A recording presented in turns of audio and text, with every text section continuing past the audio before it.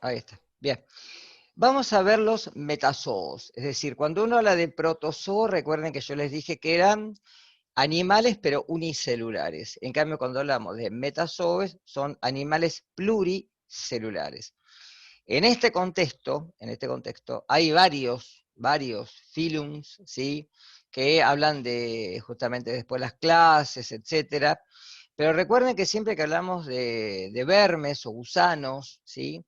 Estos gusanos tienen sistemas locomotores, ¿sí? Se pueden mover, tienen sistemas digestivos, algunos tienen lo que se llama un pseudoceloma o un celoma incompleto, ¿sí? Celoma es la cavidad donde se alojan los órganos de la digestión, eso se llama celoma, que deriva de la parte, digamos, lo que es la división a nivel embrional, que no los quiero meter en tanta taxonomía biológica, pero recuerden que estos parásitos en realidad tienen sistemas evolutivos mucho más avanzados, ¿sí? No son simples células, ya que hay órganos, hay sistemas sensitivos, los parásitos absorben los nutrientes a través del tegumento, es decir, como si uno pudiera relacionarlo con nuestra piel, no es lo mismo, pero recuerden aproximadamente esto, ¿sí?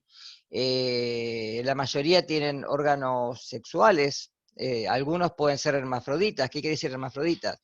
No implica que no tengan órganos sexuales, lo que pasa es que en el mismo individuo están tanto los órganos del sistema masculino como femenino, es decir que hay una copulación interna entre el mismo individuo, pero hay desarrollos de ovarios y de testículos, es decir, y es más, vamos a ver cuando les deje la clase de grabada de Chichinea spiralis, que ahí hay directamente ya una división en la cual van a encontrar parásitos mucho más evolucionados donde hay diferenciación sexual, donde hay un individuo que es el macho y otro que es la hembra, con lo cual hay copulación y etcétera, es decir, hay órganos, ya no son unicelulares, ya hay división de tejidos en órganos, es decir, son mucho más evolucionados.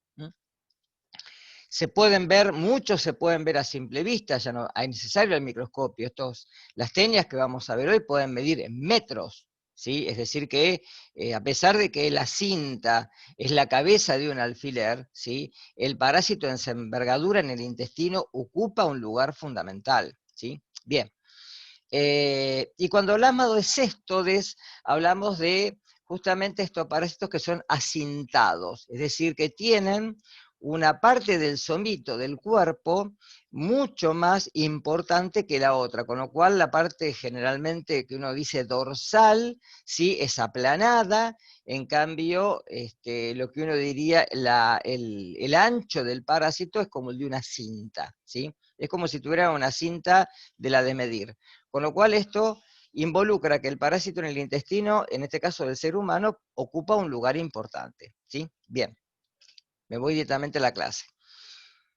Cuando hablamos de céstodes, vamos a tener, en este caso, las tenias que yo les voy a dar a ustedes, no quiere decir que sean las únicas, pero sí son las más importantes, son la tenia solium, la tenia saginata. La tenia solium está más, digamos, en nuestro caso, ¿sí? La vamos a involucrar con la carne de ganado porcino, ¿sí? Es decir, del cerdo. En cambio, la tena saginata está dada en el ganado bovino o vacuno, ¿sí? Esta diferencia es por las costumbres que tenemos a nivel culinario, es decir, cuando uno consume carnes de estos animales que está pobremente cocida o cruda, es cuando de alguna manera podemos tener este tipo de patología. Es decir, pero ¿quién come carne cruda? Embutidos, ¿sí? Carne de cerdo que se utiliza para embutidos, y ahí podemos tener, ¿sí?, larvas enquistadas de estos ejemplares y con los cuales nos podemos, ¿sí?, de alguna manera infectar. La fecha del parcial, la que pregunta, es el 28, sí, el 28 de septiembre. Como estaba ahí en plataforma, no se movió, quedó tal cual, ¿sí? Se movió el cronograma en relación a la fecha de finales, ¿está claro esto? Porque la fecha de finales iba a ser ahora, la semana del 21, pero se corrió a octubre, con lo cual hubo que mover toda la parte interna de la materia, pero el parcial quedó tal cual estaba, ¿sí? Bien. La otra tenia que vamos a ver es la tenia que se dice la tenia del pescado, que es el Diphyllobothrium latum, ¿sí? O Diphyllobothrium sp, ¿sí? Esta tenia, ¿sí? El latum, es la especie que generalmente vamos a encontrar como una especie que se va a desarrollar en distintos huéspedes intermediarios, ¿sí? Recuerden que estos ciclos que estoy mencionando son todos heteroxénicos, ¿sí? ¿Por qué? Porque involucran más de un individuo, ¿sí? Y en el caso de Enlatum ya hay 3 especies involucradas, ¿sí? Incluyendo el hombre como un huésped accidental, que no debería de sufrir esta enfermedad, pero que termina siendo huésped definitivo porque va a albergar en el intestino, ¿sí? El individuo adulto, el parásito adulto. Pero esta enfermedad en el hombre, igual que la asteniasis, ninguna debería de existir si hubiera educación sanitaria. Pero lamentablemente, todavía estas enfermedades existen, y fundamentalmente en la zona rural, es donde más hay. Y la última es el Echinococcus granulosus, que tiene como huésped definitivo acá a los cánidos, a los perros, fundamentalmente los perros de pastoreo, los perros que se encuentran en el campo. También el hombre acá puede ser un huésped accidental, pero solamente acá el hombre actúa como un huésped que uno puede decir que es un ciclo ciego, ya que del hombre no sale. Ya vamos a ver estos términos más adelante, ¿sí? Bien. Céstodes, como les dije hoy, gusanos en forma de cinta, ¿sí? Acintados. ¿Sí? Los tamaños pueden medir desde centímetros a metros, ¿sí? Desde 5 centímetros hasta 8, 10, 12 metros de longitud. Son hermafroditas, como les dije hoy, y la reproducción es por huevos. Ojo, diferencien la palabra huevo de lo que es el quiste, porque el quiste se va a dar en el individuo intermediario por el medio de las larvas que se enquistan. El huevo es el mecanismo que se da de diseminación en el medio ambiente, y se da por embriogénesis, es decir, porque se forma un embrión. Tienen ciclos muy complejos, en donde justamente el hombre participa en una parte importante de estos ciclos, ¿sí? Y los estadios intermediarios pueden ser varios, pueden ser denominados, por ejemplo, plerocercoides, cisticercoides, etcétera, ¿sí? Y son larvas, son individuos juveniles, ¿de acuerdo? El adulto es el que va a estar siempre en el huésped definitivo. En cambio, las larvas están en los huéspedes intermediarios. Vayan marcando estas diferencias, que son las que voy a preguntar en el parcial. Vamos a ver dos de las teniasis importantes, que una es la tenia saginata y otra es la tenia solium, que comparten, ¿sí? una vía importante del ciclo. Después se van a diferenciar, pero van a ver que parte del ciclo es común, y uno los puede tomar como ciclos muy similares. Vamos a empezar con la tenia saginata. Como les dije, la distribución es prácticamente mundial, ¿sí? Pero los casos son aislados. No hay generalmente brotes, hay casos esporádicos en lugares en donde se empieza a ver que un paciente concurre después de un tiempo a la consulta del médico. Esto generalmente, aunque les parezca mentira, es por vergüenza, porque el paciente cuando defeca, cuando va al baño, encuentra en el recipiente donde defeca, generalmente en el inodoro, lo que encuentra son estas cintas, partes de estos parásitos, que se van desprendiendo, ¿sí?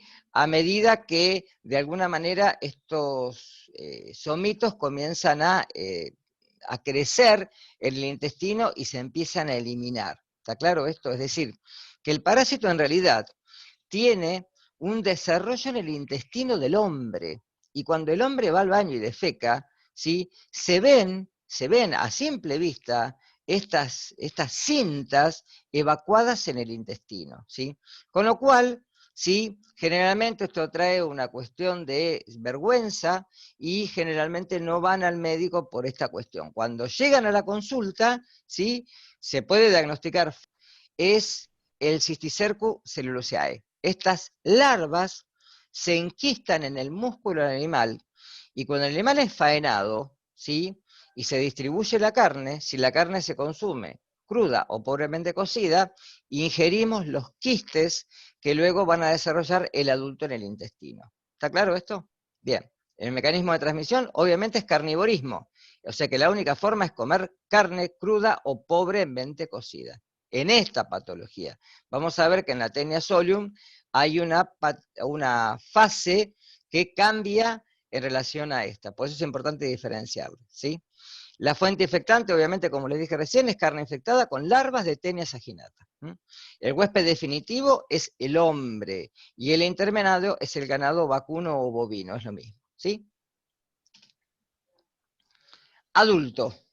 El adulto puede medir hasta 8 metros, en algunos libros dice más, en Santiago, algunos menos, ¿sí? Sí, me escucho. descargué, me descargué el Age of Civilization.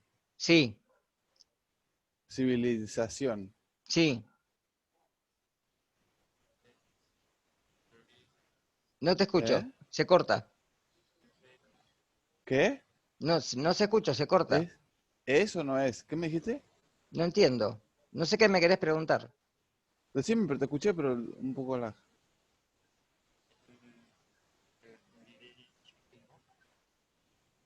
Hola, Dos. hola, hola. Espera.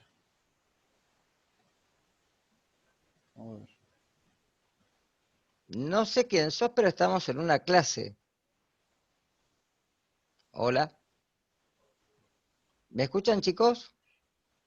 ¿Están todavía en clase? Acá estoy diciendo. Sí, profe, te escuchamos a vos y Sí, a él. pero no sé qué pasó. ¿Alguien se metió en la clase, puede ser? ¿O está con el audio abierto y no se da cuenta? Bien, sigo. Uf. Sí, ahí se dio cuenta, me parece. Bien, sigo. Eh, con lo cual, este parásito, cuando se ingresa con la carne, se ingresa la larva, ¿sí? Ahora vamos a ver bien el ciclo biológico del verme. Ahora, fíjense que para poder permanecer en el intestino, el parásito se va a fijar a la mucosa intestinal, por eso que tienen ahí que se denomina escólex. El escólex es el primer somito del parásito y es con lo que se fija a la mucosa intestinal como si se prendiera, como si fuera un abrojo del campo, y desde ahí comienza a desarrollar el resto del parásito en la forma adulta, con las distintas proglótides o proglótidas, es lo mismo. El escólex tiene una forma cuadrangular, no posee ganchos, pero sí posee ventosas. Con las ventosas son las que se va a fijar a la mucosa intestinal. Ahora piensen esto, el escólex es prácticamente la cabeza de un alfiler, ¿de acuerdo? Por eso digamos, el largo del parásito está de una forma desproporcionada en cuanto a lo que es el ancho del parásito. O sea, el tamaño no es tan importante, pero en el largo del parásito, esto va a producir la sintomatología característica de esta enfermedad, ¿sí? Las probótides son rectangulares y se comienzan a diferenciar en inmaduras, maduras y grávidas.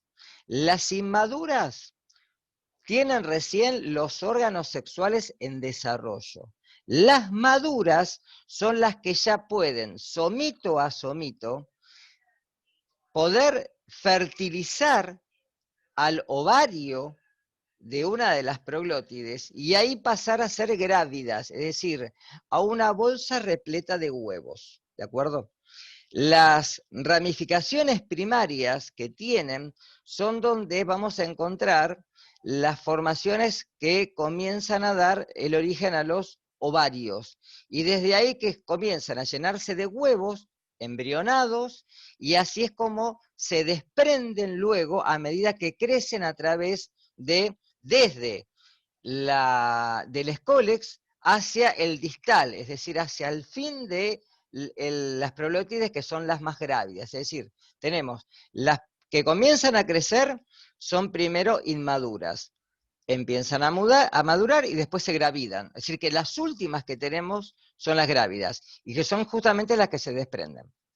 Los huevos son bien esféricos, fíjense que son chiquitos, de 30 a 40 micrómetros de diámetro, tienen una corteza gruesa, radiada, que generalmente es de color café o color oscuro, y contiene una oncósfera o un embrión que se denomina hexacanto porque tiene ganchos.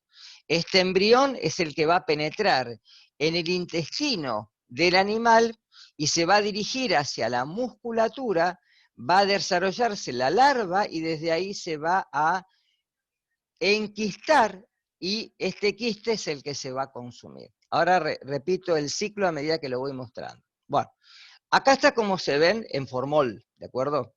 Ahí tienen, en la primera figura, es como se ven en formol, por eso tienen esa forma así dura, porque el formol lo que hace es conservar las piezas cadavéricas, en este caso la morfología del parásito. Fíjense el largo de una tenia, ¿sí? Que puede medir metros, y ahí tienen el escólex con las 4 ventosas bien acetabulares, es decir, hacia los extremos de este escólex. Con eso se fija el intestino, solamente con esto. Y es más, bueno, ahora después lo voy a comentar a esto. Por ahora quédense con eso. Ahí tienen las ramas uterinas, como se ven. Cada rama uterina desarrolla ovarios, ¿sí? Un ovario, y cada ovario después puede fecundarse, ¿de acuerdo? Con lo cual, estas proglótides, que ya están maduras, están listas para poder fecundarse y poder, de alguna manera, generar los embriones. Ahí tienen el ciclo biológico. Se ingiere la carne de bovino parasitada, con larvas viables, ¿sí? Recuerden que la larva es el Cysticercus bovis, porque la larva del ganado vacuno, porcino, perdón, es el Cysticercus celluloseae, es distinto que este. Se evaginan, ¿sí? Es decir, es como si la larva estuviera hacia adentro, se evagina, y con el escólex se fija el yeyuno, ¿de acuerdo? Comienza a crecer lo que se denomina cadena estrobilar o estróbilo, y de ahí se empiezan a generar las proglótides grávidas. Luego, estas salen por una cuestión de que este parásito no tiene una buena musculatura a nivel del tegumento, y comienza a desprenderse, y por el recto se pueden desprender junto con la materia fecal las proglótides con huevos, o también los huevos se pueden encontrar solos. Generalmente hay las dos cosas. De ahí que cuando el paciente infectado defeca, se puede ver estas proglótides en el agua del inodoro junto con la materia fecal, ¿de acuerdo? Que es lo que les dije hoy. Ahora, si esto ocurre en el campo, que es muy común, chicos, ¿sí? En el suelo van a quedar los huevos. Y por favor, con lo que ponen en los finales. El ganado no come la materia fecal del suelo. ¿Está claro esto? Imagínenselo. El ganado vacuno, la vaca comiendo carne, materia fecal humana. No. ¿Qué ocurre acá? La lluvia, el viento, etcétera, comienza a dispersar todo esto, quedan en el pasto. ¿Está claro? Con lo cual, cuando el ganado consume el pasto, accidentalmente consume los huevos. ¿Queda claro esto? Ojo con los finales, con lo que pone después, porque lo he leído y me llama la atención. Imagínense que el ganado vacuno no puede comer materia fecal humana porque no lo va a hacer, ¿sí? Pero sí puede ramonear el pasto y de ahí pueden quedar huevos, y en forma accidental estos huevos llegan al intestino. ¿Está claro?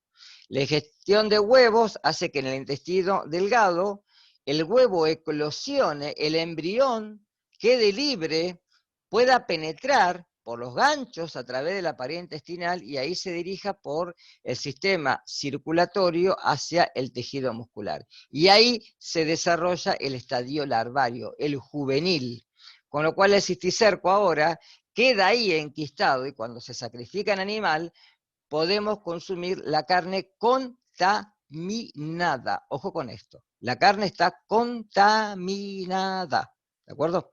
El ganado obviamente no siente ni sufre de ninguna sintomatología, ni siquiera tumoral, con lo cual el productor no sabe que esto puede pasar, salvo que si en algún control de la matanza del animal se pueda encontrar, ¿sí?, quistes en la musculatura. ¿Se entendió? ¿Quedó claro? ¿Ninguna pregunta? Miren que estos puntos que marqué son fundamentales, ¿eh? Son los que tienen que tener en cuenta. Ahí tienen el ciclo, tal cual lo dije. Está en inglés, pero no importa, ¿sí? Es lo mismo que dije recién, ¿sí? Este ciclo es común. Fíjense que dice Tenia SP, SPP. SPP quiere decir sin particularidades, es decir, puede ser cualquiera de las dos, ¿sí? Que fíjense que por eso le dije que tienen una parte común del ciclo, que es esta que acabo de decir. Tanto en el ganado vacuno como en el ganado porcino, Tenia saginata y Tenia solium, acá tiene que hacer la diferencia, las dos pueden tener una parte, sí, que cuando uno relata el ciclo es común, pero sepan diferenciarla, porque son distintas larvas y son distintos ejemplares, ¿sí? Tenia solium, en este caso también la distribución es aislada, presenta, estudio mundial, perdón, presenta casos aislados, es igual, y la larva es el Cysticercus cellulosae, no es el bovis, ¿sí? Porque justamente el ejemplar es distinto, ¿sí? El mecanismo de transmisión es todo igual, pero, miren la última parte de la filmina. También el hombre puede ser un huésped intermediario, en una forma accidental, ¿de acuerdo? Es decir, el hombre también puede actuar como un huésped intermediario, no solo el cerdo, ¿sí? Acá hay una diferencia del ciclo, por eso la quiero marcar bien y apuntarla bien. Fíjense que el parásito es muy similar, de 8 a 10 metros de longitud. La diferencia que este Scolex es armado.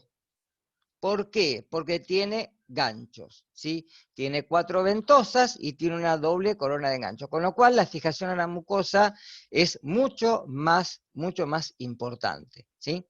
Las pleuritis son rectangulares, las grávidas tienen menos de 12 ramificaciones primarias. Una cuestión taxonómica para poder diferenciarlas, pero para lo que va de la asignatura, ustedes esto no lo van a ver. Esto solamente es una cuestión de taxonomía, nada más, ¿sí? Los huevos son iguales. Si yo en el laboratorio, por un coproparasitológico de materia fecal, quiero diagnosticar cualquiera de los dos, por los huevos no lo voy a hacer. Lo único que digo que son compatibles de Tenia SPP, nada más. Al microscopio son exactamente iguales. No hay diferencia morfológica a nivel de los huevos. ¿Quedó claro? No hay no hay ninguna forma de determinarlo. ¿Sí? Bien. Ahí tienen el Scolex, fíjense la diferencia con el anterior, ahí tienen la doble corona de ganchos, ahí tienen fundamentalmente cómo están las ramas uterinas, ¿sí? Y cómo a través de ese orificio los huevos pueden salir. En este caso, en la deposición, salvo que haya una diarrea importante, es raro encontrar al individuo, o sea, las proglótides del individuo adulto. Generalmente solamente encontramos los huevos. Otra diferencia con el anterior, ¿sí? Marcada, ¿eh? Otra diferencia con el anterior. Ciclo, fíjense, exactamente igual, ingiere la carne del porcino, en este caso no vacuno, con las larvas de Cysticercus cellulosae, ¿sí? En el duodeno se vagina el parásito, comienza a crecer, ¿sí? Fijado a la pared intestinal, maduran las proglótides y generalmente se desintegran, acá está la diferencia, las distales, por eso que solamente voy a ver huevos, y los huevos libres generalmente se encuentran en la materia fecal o en el pasto. Es exactamente igual. El ganado ahora ingiere, ¿sí?, de alguna manera los huevos del pasto, y ahora el ganado porcino es el que voy a encontrar con, ¿sí?, esta oncósfera que forma el embrión y se desarrolla el cisticerco en la musculatura del animal. ¿De acuerdo? Fíjense una cosa, que la sintomatología puede tardar de 2 a 3 meses, es decir, que son de larga duración, no de corta duración. No es como una infección, ¿sí?, común bacteriana. Estas son infecciones, pero de larga data, ¿sí? Acá hasta que los síntomas comienzan a verse puede pasar mucho tiempo, ¿sí? Ahora, en relación a la cisticercosis, es lo que yo les mostré en la filmina, 2 filminas atrás cuando dije el último punto, donde el huésped intermediario también puede ser el hombre. ¿Por qué? Porque por una cuestión de accidente, de laceraciones en el intestino, o porque accidentalmente ingiera los huevos, que puede pasar también, ¿sí? El hombre va a desarrollar el individuo larvario, y en este caso se puede encontrar en muchas partes de la economía humana. Puede darse en el músculo, se puede dar también, fíjense, en el tejido conectivo, en el cerebro, en los pulmones y también en los ojos, es decir, en el sistema ocular, ¿sí? La larva se desarrolla en algún tiempo en el hombre como si fuera el hombre el huésped intermediario. Con lo cual no hablamos de teniasis, hablamos de cisticercosis. Es diferencia el nombre de la etiología a nivel de lo que ocurre en el hombre con una y con otra de las patologías. Son diferenciales, ¿sí? Acá está el mismo ciclo, lo mismo que acabo de decir, exactamente igual, ¿sí? Esto es lo que ocurre tanto en el hombre como también puede ocurrir que ocurre en el cerdo, obviamente, ¿no? Se ingiere el huevo, el intestino delgado eclosiona, se libera el hexacanto, penetra la pared intestinal y por los vasos sanguíneos se dirige a la musculatura. En el huésped humano actúa como un huésped un intermediario accidental. ¿Por qué accidental? Porque del humano no sale. ¿Está claro? Porque no hay carnivorismo. Con lo cual se dice que es un ciclo ciego. ¿De acuerdo? Ciclo ciego. Lo escribo acá. ¿Sí? Es un ciclo ciego. ¿Sí? ¿Por qué ciego? Porque justamente al no haber carnivorismo con los seres humanos, obviamente, ¿sí?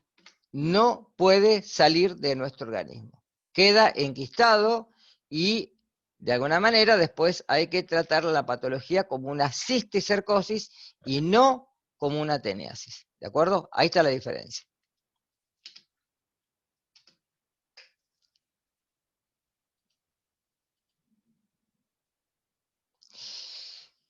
Clínica de ambas especies. Y acá tenemos la parte común.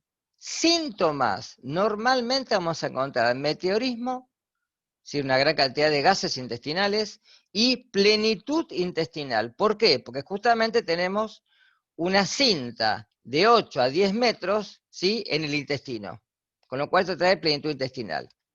Normalmente trae dolor abdominal, puede traer náuseas, puede traer, como les dije hoy, diarrea, y también, obviamente, por una cuestión de que el parásito en el intestino, cuando el paciente defeca, puede sentir, o puede ver a veces, ¿sí?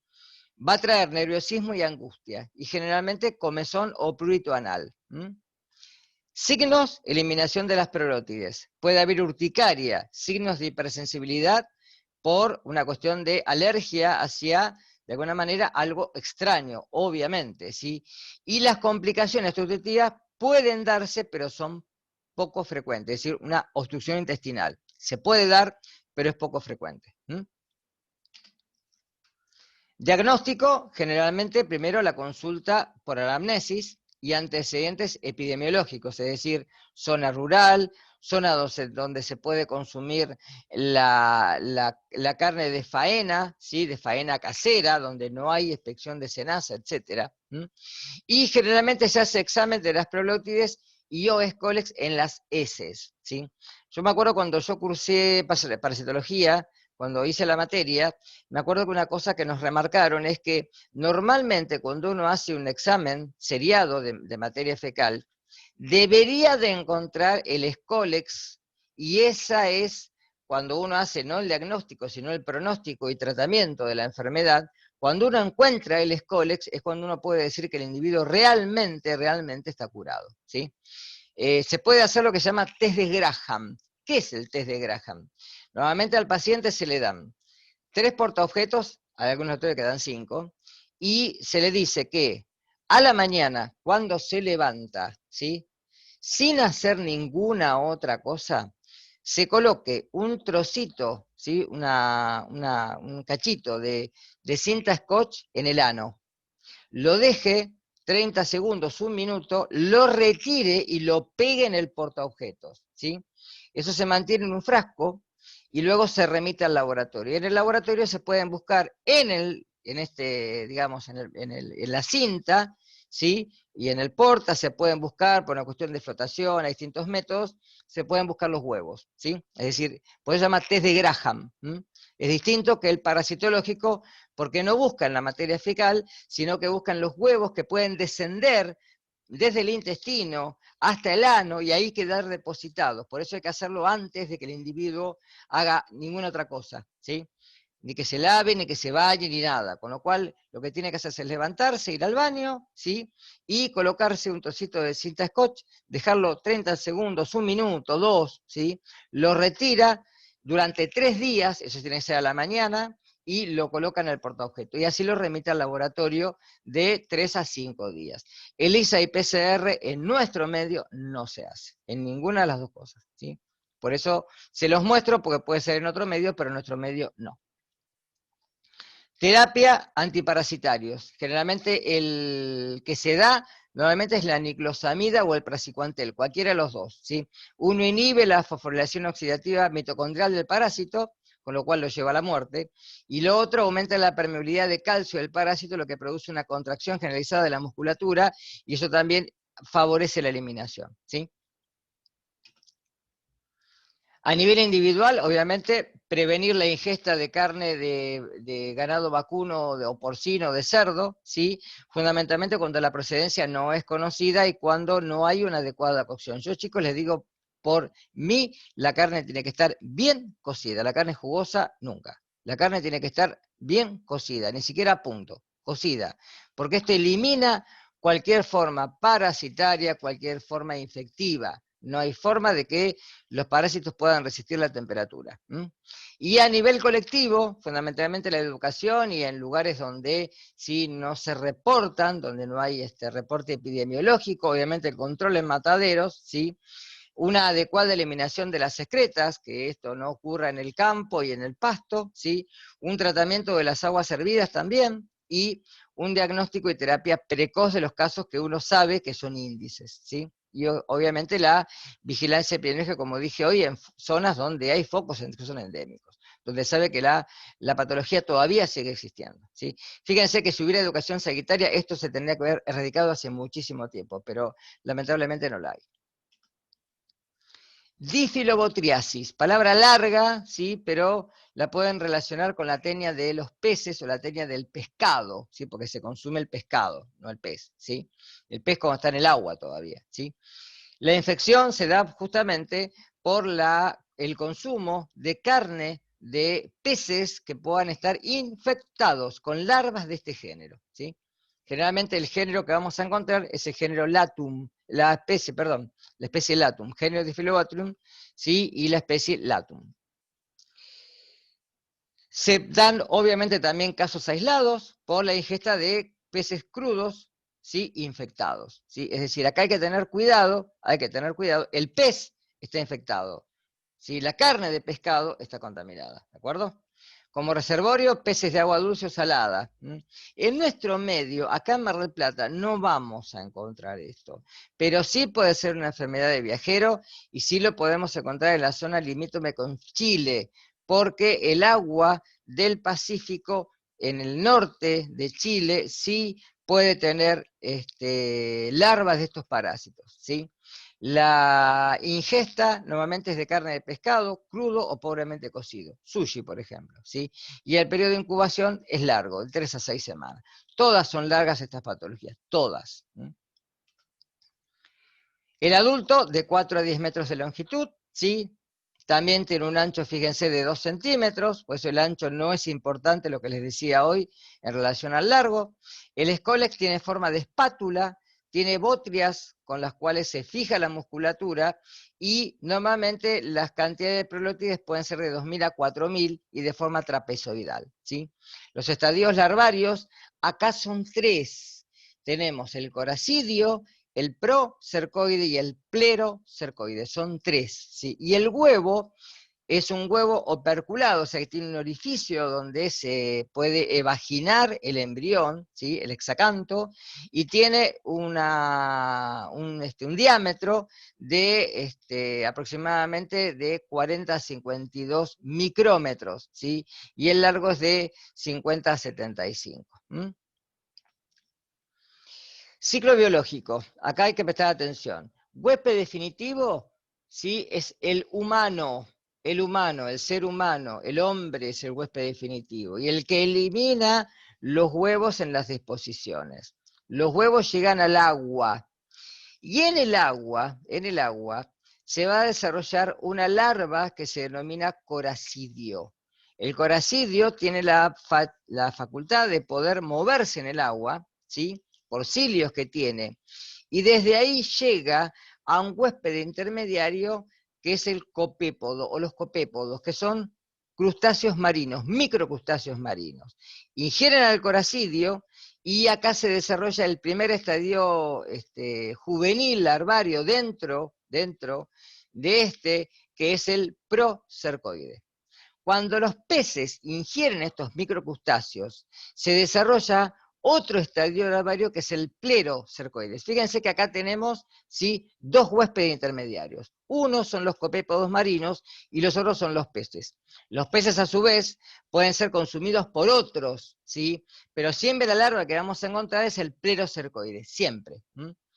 Cuando los peces son sacrificados y se ingiere la carne cruda o pobremente cocida, en el individuo adulto se va a desarrollar ahora, en el hombre, perdón, se desarrolla el individuo adulto. ¿Está claro? Todos estos son larvarios, todos. Ahí tienen los copépodos, ¿sí? Fíjense, son un grupo de crustáceos muy numerosos, ¿sí?, de muchas especies de agua dulce y marina. Son bentónicos, o sea, de los fondos, o pelágicos, libres. Se alimentan de fitoplancton, algas microscópicas, y constituyen una parte importante de lo que llamamos el zooplancton, ¿de acuerdo? Que sirven para el alimento de numerosos animales marinos, con lo cual fíjense que están en el medio de la cadena, ¿sí?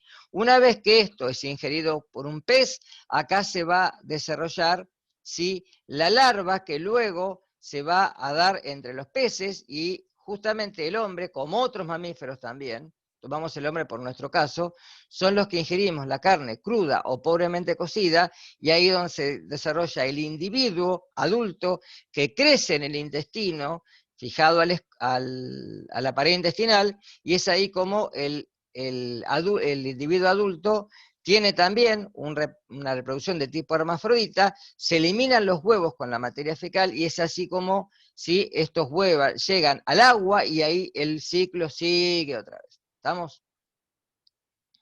Patogenia, algo distinto que las anteriores, ¿sí? No solo puede traer algunos síntomas alérgicos, sino también hay una importante sustracción de nutrientes, fundamentalmente de vitamina B12, donde acá se puede ver el déficit por la anemia megaloblástica, una sintomatología diferencial. Puede haber leucopenia, o sea, disminución de leucocitos, o trombocitopenia, disminución de plaquetas, ¿sí? También dolor abdominal, puede haber epigastria, ese dolor a nivel alto, puede haber anorexia, puede haber bulimia, también una diarrea aislada o alternada, ¿de acuerdo? Los síntomas, fíjense que son muy similares. Diagnóstico, obviamente, antecedentes de la ingesta de carne cruda o pobremente cocida, ¿sí?, y la eliminación de proglótides o el examen de las deposiciones, igual que la anterior. Las antihipertensivas, fíjense que son exactamente los mismos, ¿sí? No se cambia de terapia acá. Control, obviamente, individual, evitar la ingesta de carne de pescado crudo o pobremente cocido. Yo sushi no probé nunca y nunca creo que voy a probar. Puede ser rico, pero no. Y a nivel colectivo, obviamente, eliminación de excretas, depuración de aguas, igual que lo anterior, ¿sí? Las medidas de prevención son exactamente las mismas. Bien, y la última, así no los canso. Hidatidosis, también llamada tenia del perro. El parásito es el Echinococcus granulosus, Es un parásito, a diferencia de las tenias que vimos recién, mide centímetros. Hoy hablamos de metros, ¿de acuerdo?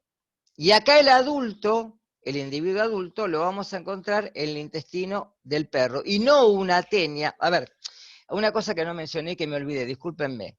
Normalmente a las teniasis, ¿sí? Tanto a las tenia saginata como la tenia solium, en la jerga colectiva se le dice lombriz solitaria, y lo deben haber escuchado este término, ¿sí? ¿Por qué solitaria? Porque normalmente vamos a encontrar un solo individuo en el adulto, en el hombre. Igualmente yo he leído en los libros que hay ciertos casos en los que puede haber más de un adulto, pero normalmente hay uno solo, ¿sí? De ahí la palabra lombriz solitaria. Me acordé y no se los dije, y no estaba en el Power tampoco, ¿sí? Bien, en el caso de la tenia del perro, ¿sí? El animal puede albergar varios individuos adultos en el intestino, ¿sí? Y elimina fundamentalmente los huevos, ¿sí? Al pasto, con lo cual acá se puede infectar el ganado o también por vía accidental se puede infectar el hombre. Bien. Alejo. Epidemiología. Huéspedes intermediarios. Numerosas especies, ¿sí? Fundamentalmente ganado ovino, caprino, bovino, porcino, equino y algunos animales silvestres, ¿sí? Huésped definitivo, los perros domésticos. Fundamentalmente por lo que pasa en el campo, que el perro pastorea, ¿sí? Está en el campo y puede consumir también vísceras de animales infectados, ¿sí? Mecanismo de transmisión: ingesta de carne cruda o pobremente cocida, conteniendo quistes hidatídicos o, como les dije recién, en forma accidental, huevos del parásito. De ahí que el hombre sea un huésped accidental y también tiene un ciclo ciego, también, ¿sí? El periodo de incubación del huésped intermediario generalmente es variable, pueden ser de meses a años, y el huésped intermediario, el hombre, puede tener quistes en el pulmón, en el hígado, en el cerebro, y son muy complicados de poder retirar, ¿sí? Yo tenía una compañera en el hospital hace muchísimos años que en el pulmón llegó a tener 12 quistes hidatídicos, y retirados en ese momento por cirugía. Ahora hay tratamientos alternativos, pero en ese momento tenía que hacer cirugía, y la cirugía tiene que ser muy bien realizada, porque si se llega a cortar la membrana que recubre al quiste, se elimina el líquido, y el líquido puede ser altamente inmunogénico y traer una consecuencia muy grave. ¿Estamos? Si se rompe un quiste es peligrosísimo. Biología. En el adulto es acintado de 3 a 6 milímetros de longitud. Por eso que lo que les dije hoy. ¿De acuerdo? El escólex de 4 ventosas y con una corona de ganchos. Las proglótides son 3, a diferencia de lo que vimos hoy, que son numerosas.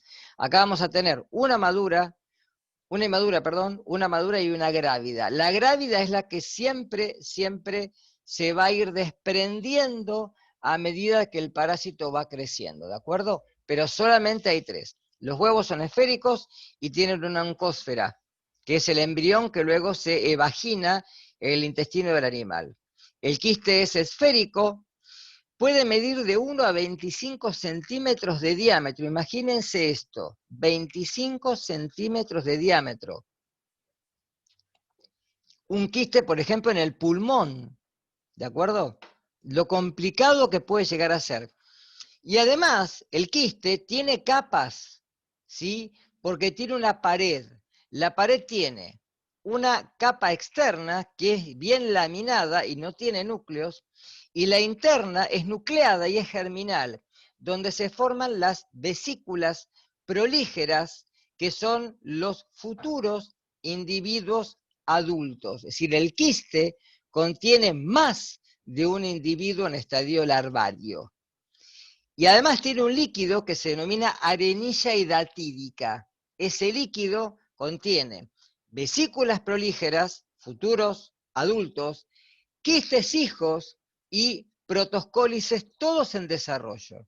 Esto es lo peligroso. Si se corta, se rompe accidentalmente por cirugía o por compresión accidentalmente, un quiste puede ser extremadamente peligroso.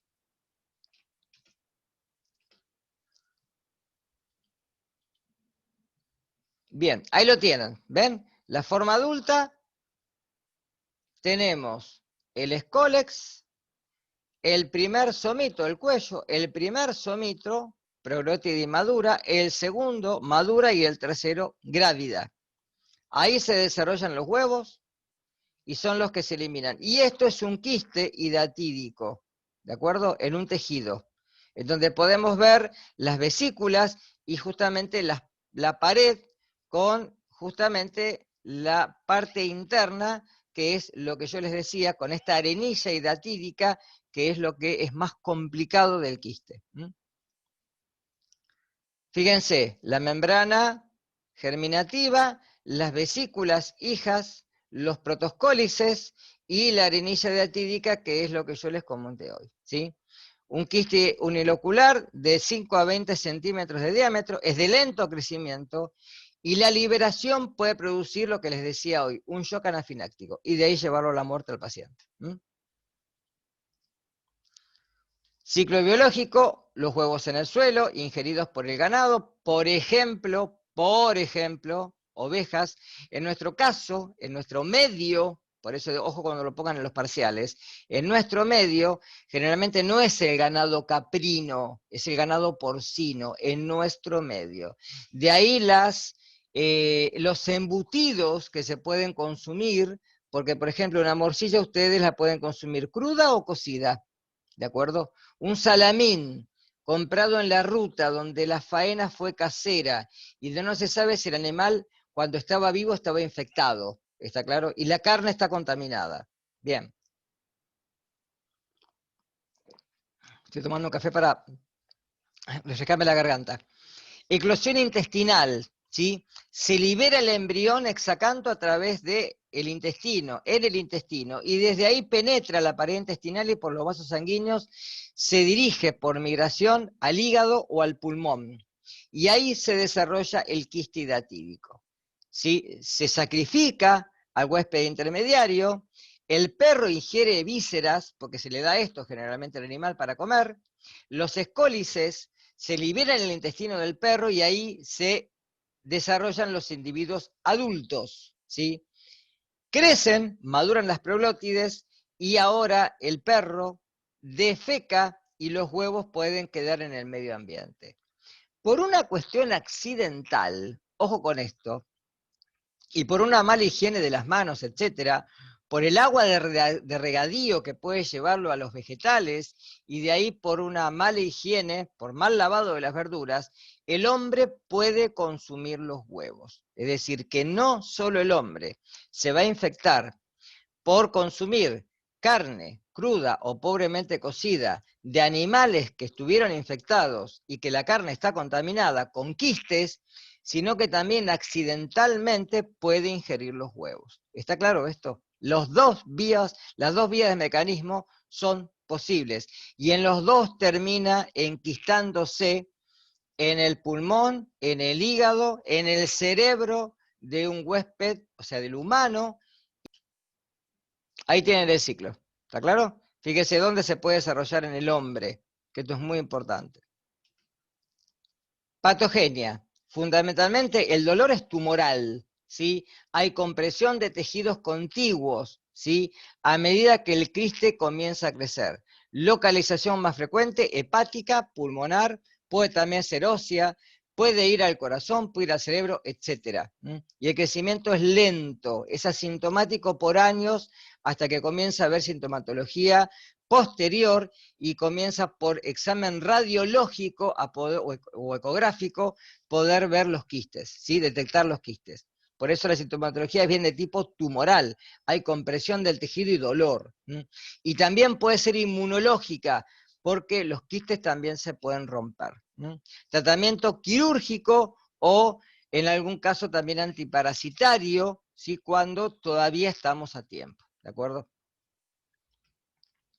Diagnóstico anamnesis, obviamente la consulta, radiográfico, como le dije recién, tomográfico o ecográfico. También se puede hacer por resonancia magnética. La intradermorreacción de Casoni no se utiliza ya, se las mencionó porque la van a encontrar en los libros, y sí se puede hacer por serología, por hemoaglutinación, por inmunofluorescencia o por enzima inmunoanálisis, cualquiera de los tres, ¿sí? Entonces se puede buscar anticuerpos en sangre.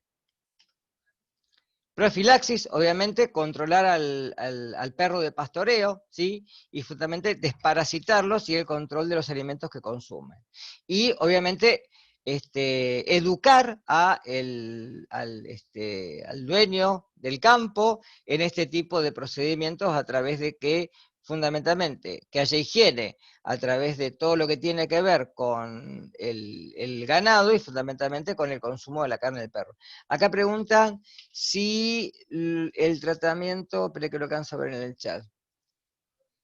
Sí, al perro no tengo, yo calculo que los antiparasitarios son generales, se le puede dar tanto al humano como o al perro el mismo antiparasitario, ¿sí? El mecanismo de antiparasitar a los perros es general, ¿sí? Es para tener un mecanismo de precaución. En el caso del humano, ¿sí? Normalmente si el quiste está instaurado y ya se formó la pared quística, solamente se puede retirar por cirugía. No hay forma de retirarlo por antiparasitario. ¿Está claro esto? Es decir, que solamente la cirugía puede resolver la situación. Pero siempre tiene que ser por un cirujano experto, porque tiene que tener mucha experiencia para poder retirar un quiste. ¿Quedó claro esto? En el caso del humano, si hay, ¿sí?, algún episodio en la zona y hay sospecha, se puede en forma preventiva darle el antiparasitario para que no se termine de formar el quiste. Pero una vez que el quiste está formado, ya hay que retirarlo con cirugía. ¿Quedó claro esto? Por lo que preguntaste ahí, Micaela, ¿sí? Perfecto. De nada. Bien. Acá tienen un cuadrito para cuando hagan el resumen, las ideas previas, etcétera. Por ejemplo, esto es un cuadro que hace unos años que hice, pero es un cuadro comparativo. Por ejemplo, característica, aquí tienen todas las tenias, las 4, ¿sí? La tenia del ganado vacuno, porcino, la del pez y para nuestro medio, la del porcino, pero también puede ser caprino en el sur, por ejemplo, ¿sí? Entonces, el total de proglótides, cuánto mide el parásito, etcétera. Ahí tienen todo, todo tratado con un cuadro resumido para que después lo puedan estudiar, ¿sí? ¿Cuál es el huésped diferitivo? Recuerden que para el hombre, estas dos últimas, tanto la cisticercosis como la hidratidosis, se consideran ciclos ciegos porque en nuestro medio no hay carnivorismo, o sea, no hay forma de que el hombre haga este tipo de procedimientos, ¿sí? Pero entre los animales sí, ¿sí? Con lo cual el perro consume vísceras que quedan en el campo, y eso es lo que se le da de comer también al cerdo. Entonces, por eso que generalmente repetimos estos ciclos. Bien, les voy a dejar grabada la clase de Trichinella spiralis, ¿sí? Se la voy a dejar grabada mañana o pasado, ya va a estar en plataforma junto con esta, las dos voy a dejar. Tienen ya el material para leer, ¿sí? Con casos como se los dejo siempre, para que puedan leer y poder refrescar todo esto que voy hablando yo. Y semana que viene tengan ya las dudas anotadas, así en un report, para poder hacer la clase de revisión, ¿sí? Así que la semana que viene, el lunes, los espero a las 3 para hacer una clase de revisión, ¿sí? ¿Alguna duda, preguntas, algo que quieran preguntarme?